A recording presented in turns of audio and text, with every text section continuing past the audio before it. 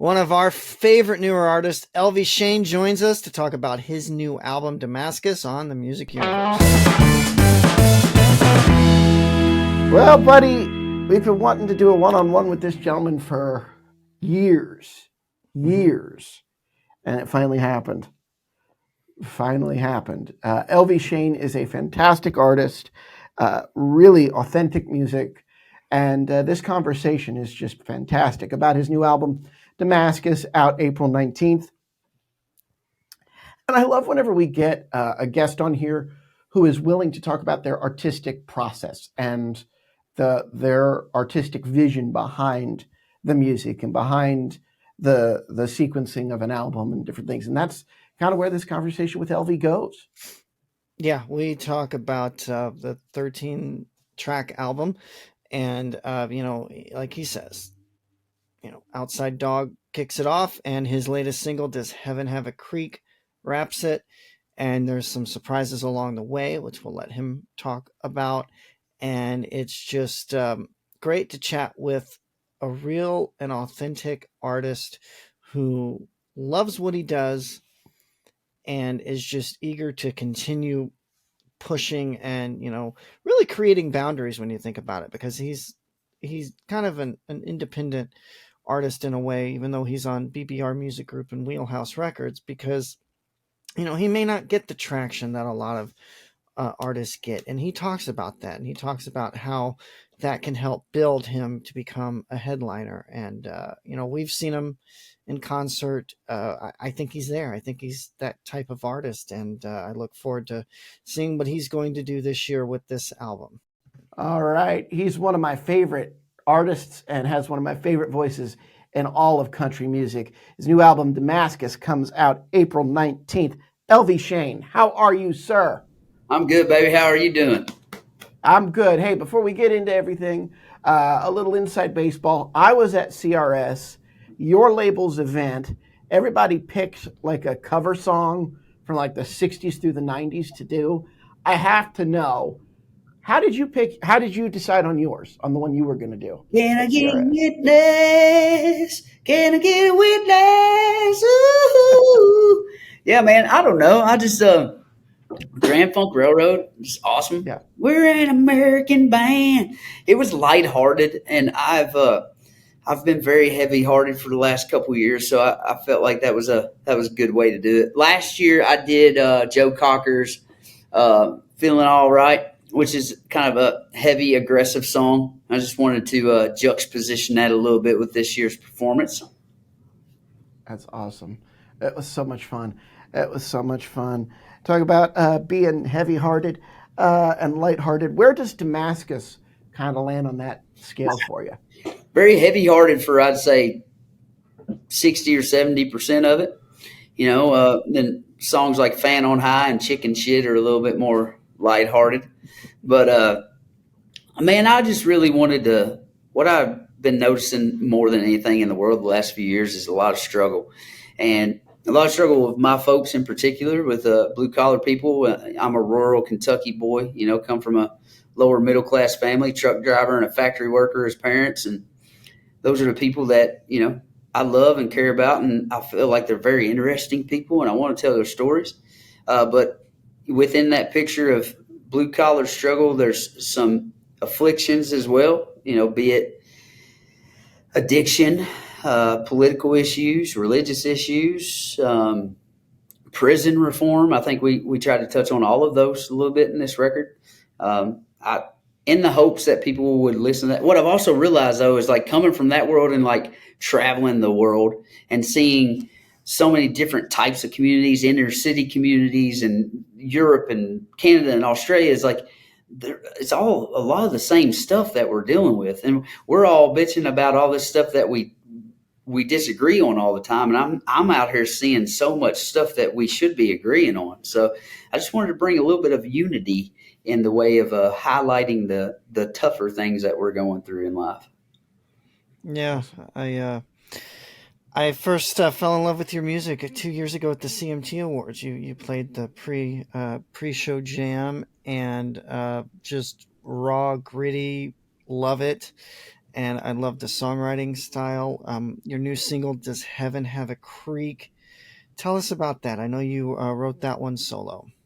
Yeah, man. So it was a tribute to my first love of music, which was gospel music, and a tribute to my late great grandmother who passed away 20 something years ago now. But I miss her every day, And she was she's a huge influence for me. She taught me my first three chords on guitar. She gave me a Roger Miller's Greatest Hits CD. And she told me you can learn any one of these songs off this whole record with those three chords if you want to. And one day we were leaving church, and it was just a beautiful day, and sun was glinting off of her face and her white bouffant hair, and she looked at me and she was like, "It is amazing out here." And I just remember seeing that joy on her face. It's one of my favorite memories. And so I was having a very similar day to that last fall, right before I drove to Nashville to finish the record. And it was a beautiful day. The breeze was blowing, the sun was shining. And I looked up at heaven and said, "Granny, does heaven have a creek where I can swim in my old blue jeans?" And I thought, dang, man, there's something there. So on the way to the studio, I wrote that song, and I sit down at the piano and played it for my producer and some friends that were there, and they were like, "We got to do that." So here we are. And I thought it was going to be a big dumpster fire, but it seems like people are loving it pretty good, man. It's been climbing. The YouTube video has been climbing up, 5,000-10,000 views a day for the last week or so. So I think Wow. it's gaining a little bit of traction on YouTube, at least. Hopefully everywhere else as well. It's awesome. It's awesome. Well, we have another one of those songs off the record that we're excited to hear. If you could tease us a little bit. I don't think it's out yet. Uh, Buddy, you were going to ask him about it because you saw it and laughed. Title, Chicken Shit. Come on, man. That's just great. I love that. That right away, that's a winner. That's a winner. Well, the cock of the walk can't be a chicken shit. So, I'm just trying to be the cock of the walk out here. No, man. That song was inspired by an old buddy of mine that me and him tried to drink his grandpa's moonshine one time back behind the barn. We found his grandpa's moonshine in the refrigerator, and his grandpa walked around the corner and caught me about to take a sip. He said, "Oh, you trying to drink?" I said, "No, sir. We thought this was water." He said, "I didn't say it was anything else." He said, "You trying to drink? Take a drink." I said, "No, I can't do that. Don't tell my mom. I don't want to be in trouble." I'm about 13 years old. He said, "No, son." I said, "You want to take a drink? Take a drink." All right. So I take a little sip, little baby sip. I look at him. He said, "Son," I said, "shit or get off the pot. You better take a drink." And I was like, "Okay." So I take a bigger drink. What I didn't know is the first time you take a big drink of moonshine, you can't breathe for like 2 or 3 minutes. So I was like, "God, why does anybody want to drink this shit?"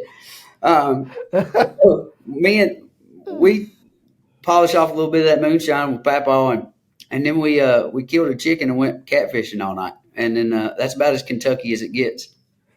We killed a chicken for catfish bait. Sorry if you guys love chickens, but it was the '90s, and times were a lot different. Yeah, no, they Amen. were. Chicken's great to eat. So's fish. I mean, I'm all down I for love it. chicken and fish, See, buddy. now I'm getting hungry, and I want to drink. Well, That's I funny. mean, you're coming off the high of your debut Backslider, and as I mentioned earlier, after the CMT Awards in 22, I came home and I bought that album on CD because that's the way I preserve music, and it's just so many good songs. What? How did you go from that album to this one? What, was there a transitional period, or was it just whatever came to you? You just wrote. I got high a lot and I drank a lot, and that's just being honest. It wasn't a good thing. It wasn't easy. I definitely went downhill. Ironically, after putting Backslider out, I backslid. I backslid hard for quite a while. I've been doing pretty good since December of 2022. I'll still have a drink, still catch a little bit of a buzz, but I've once again in my life sworn off all the other shit. And but it was like I said, the overlying theme of this record, there's a lot of struggle that's highlighted, and I was struggling amidst all that, and I feel like it was an important chapter in my life to be where I was at while I was working on this project. Had a lot of great friends and family that stayed by my side, made sure I didn't go too far. Had a big man upstairs help me out with that as well.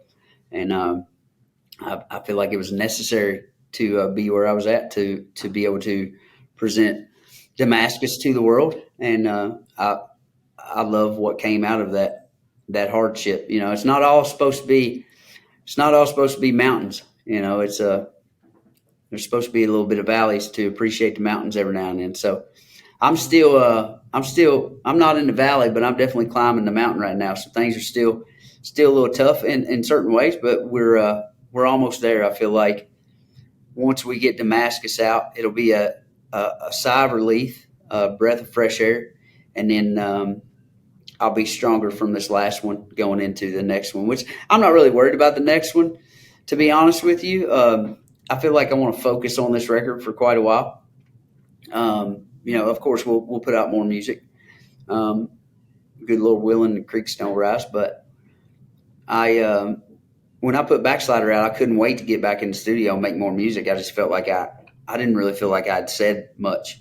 You know, I was proud of the record, but I was like, what purpose? Why am I doing this? How am I going to do it? With Backslider or with Damascus, I feel much more pleased with the direction and the purpose and ready to go out and work this record. That's really great. That's important, you know, to have to have it be artistically fulfilling.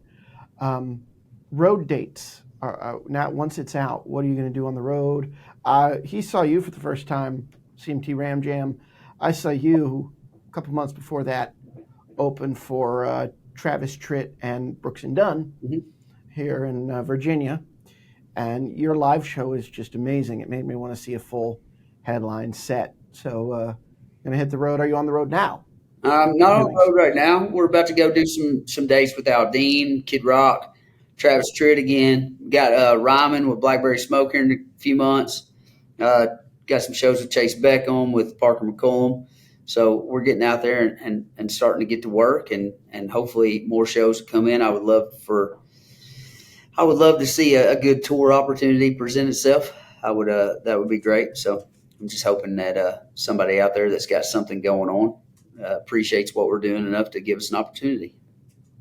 Yeah, awesome. I think you need a headline tour, man. Oh yeah. I mean, the music is great. Well, hey man, really. I appreciate it. We have done a little bit of headlining stuff, but you know, we're still in a building process here. So right. You know, we got to get those ticket sales up, and the only way to do that is to be able to get out in front of more people and hopefully have some kind of moment, you know, with streaming or something to where radio, anything where people can be more acquainted with what we do.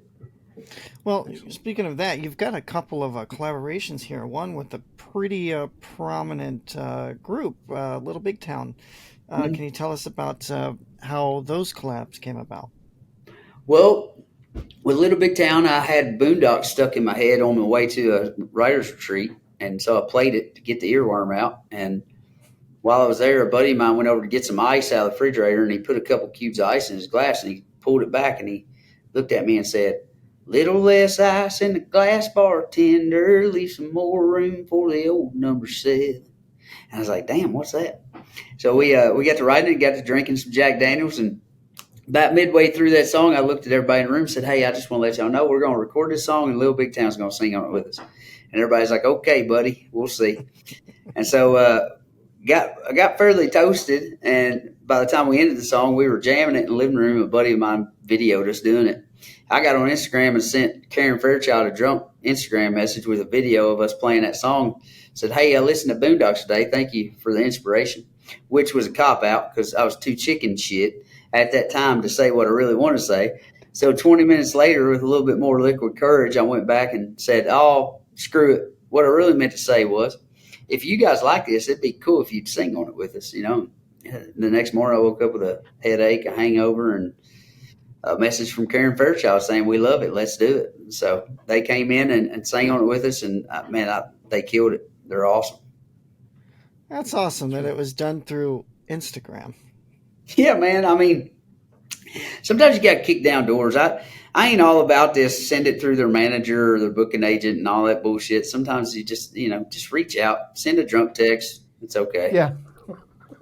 My mother always said, and this has been the guiding principle of my life, is I swear to heaven, it's the simplest advice.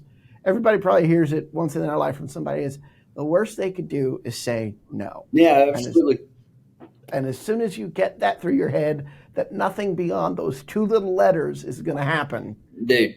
I've it sent this, really I've sent this record to about 9 artists that I've met along the way, and every one of them said no but one. And I loved it when he got back to me. So it's awesome.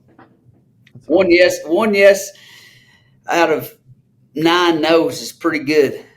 I'll take those Yeah, odds. Yeah. exactly, Yeah. exactly. Well, I know we're looking forward to seeing you on the road, and hopefully you'll come towards me in Bakersfield, towards Matt in DC, or we travel on occasions. Maybe we'll see you somewhere along the way. But anything you want to add? Yeah, man, I just want people to give the record a chance. I know that it's hard to keep people's attention these days, but I feel like if you listen to this record, the best way to listen to it is from Outside Dog to Does Heaven Have a Creek and all those songs in between. I sequenced them purposefully, and the record's designed to take you for a ride. So hopefully they'll enjoy the ride and they'll come out and support us when we're playing venues near them.